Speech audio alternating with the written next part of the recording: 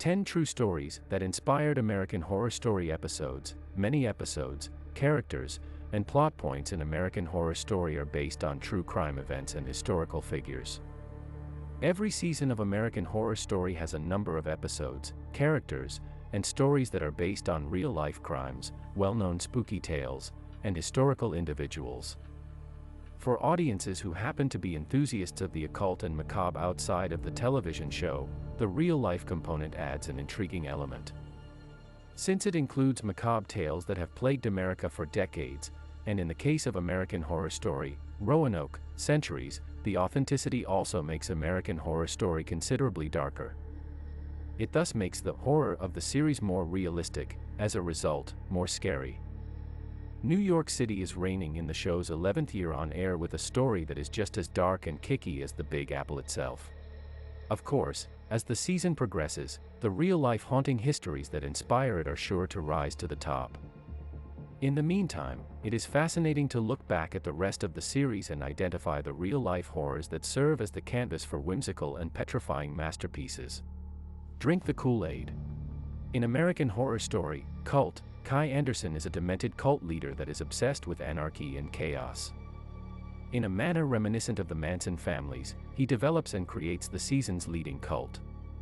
He even imagines the monster serving as a type of mentor towards the end of the season, acting as a blue-haired counterpart of the renowned cult leader.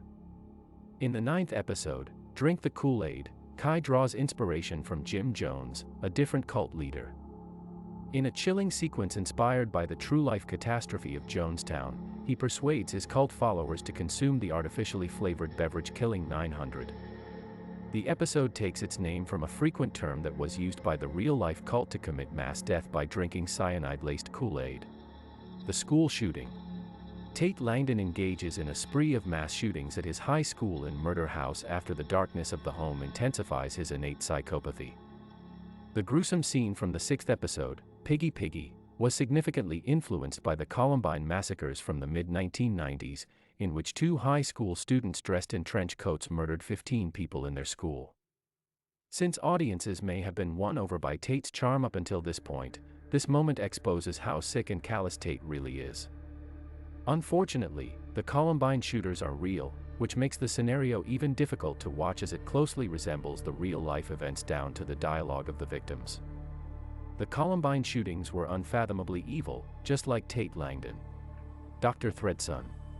Throughout the most of Asylum, one of the most terrifying seasons, Dr. THREDSON appears to be a noble, reliable character. But it's not until the 2nd installments of I Am Frank, The Origins of Monstrosity, where fans find out that THREDSON has actually been the legendary murderer Bloodyface the entire time, that he reveals his true colors. Dr. THREDSON is heavily modeled after infamous serial killer Ed Gein, who butchered his victims and made himself clothing and home furnishings out of their flesh. The ideal illustration of what might be found among Gein's spoils is THREDSON's fleshy lamp. Gein is evidence that, as Judy Martin explains, all monsters are human, despite THREDSON's menacing goals appearing to belong exclusively in a grim show like American Horror Stories. Madame LaLaurie. One of the most horrifying tales in American history involves the genuine Madame LaLaurie and her torture facility. Naturally, it serves as a major plot point in Coven's 3rd season. The LaLaurie Mansion is a well-known haunted house in New Orleans, Louisiana. Both locals and visitors are scared off by the estate's tragic past. Based on a real person, Madame LaLaurie is a fictional character. She was a wealthy slave owner who put up a good show and threw fantastic parties. She would torture her slaves horribly in secret and frequently execute them in the slave house's attic. The season touches on some of her horrors in a handful of the episodes, including her nightly ritualistic massacre, her torture chamber, and the gruesome outcomes of her human experimentation. The Wineville chicken coop murders. Miss Evers, a dead hotel maid, tells John of her son's tragic death in the Wineville chicken coop murders. She explains to him that the youngster was abducted on Halloween by a man in a car and taken to a poultry farm, where he and numerous other boys were murdered. The murders at the Wineville chicken coop definitely happened in the 1920s, and Miss Evers' account of them to John is entirely accurate.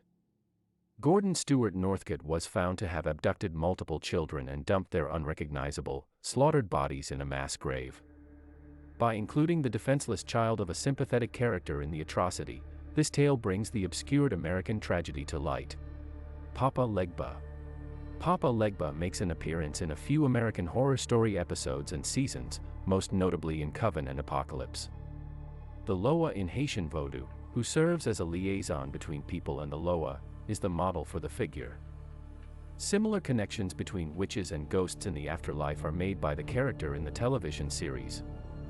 In accordance with the legend, he ends up unintentionally aiding the protagonists by collecting the souls of a number of the prominent adversaries from the seasons, including Madame Delphine LaLAURIE, Fiona Good, and Michael Langdon.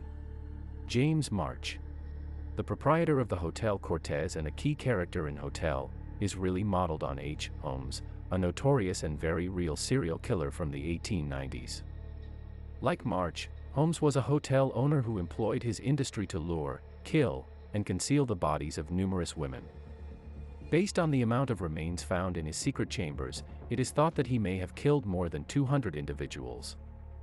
After the murderer admitted to 27 killings, Holmes' hotel, known as the World's Fair Hotel, was frequently referred to as the Murder Castle. The Murder Castle has secret passageways, soundproof rooms, and maze-like hallways, all features that James March might have built but didn't really need given the thick veil that surrounded the Cortez and shields his life's work. Roanoke. On the coast of North Carolina in the 1500s, there existed a colony called Roanoke that abruptly vanished. It has long been unclear where the inhabitants of the island truly fled because it was completely abandoned. Some rather outlandish explanations have been put out. Most of them involve extraterrestrial life or supernatural intervention. The 6th season of American Horror Story is entirely focused on this lost colony and even includes the spirits of numerous individuals who perished in Roanoke.